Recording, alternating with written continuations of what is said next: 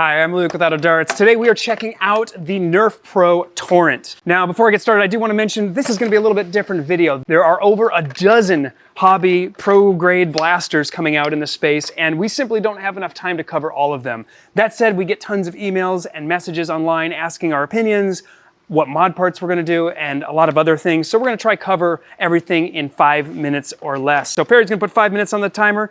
Let's get going. About a month ago, Hasbro was kind enough to invite me out to HQ to check out a bunch of their new N-Series blasters, along with their gel blasters and the Nerf Pro blasters. So keep that in mind. I did get a chance to go out and visit and see this in advance. However, I paid for this blaster myself because they were a little slow on getting me one, and I haven't received one from them yet. So this was something I purchased with my own money. Now, this is the Torrent. It is the latest in the Nerf Pro series. The only previous release we've had in the Pro series has been the Strife X. Now, the Torrent is the first Springer in their Pro line. This hits 150 feet per second, and it's got a very unique look. It features an angled magazine, which is compatible with angled Talon magazines. So this angled Talon magazine will fit in here as well.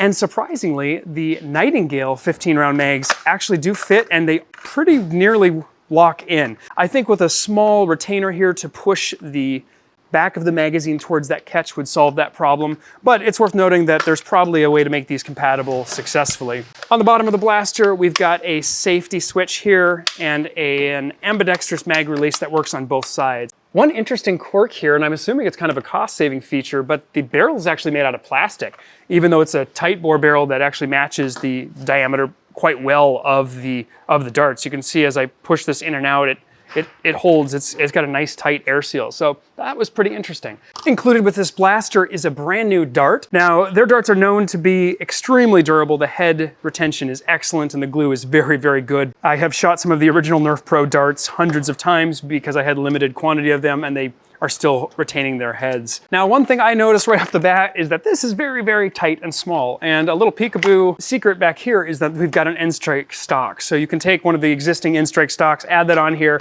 and make it a little more suitable for a larger user, or keep it nice and compact. The grip is quite large because it does have to fit this larger angled magazine. And you can prime it on the top or on the bottom. So you've got kind of options there, which I think it feels really nice. I will mention, we've heard from others that they've had production issues and some alignment issues of some flashing in here.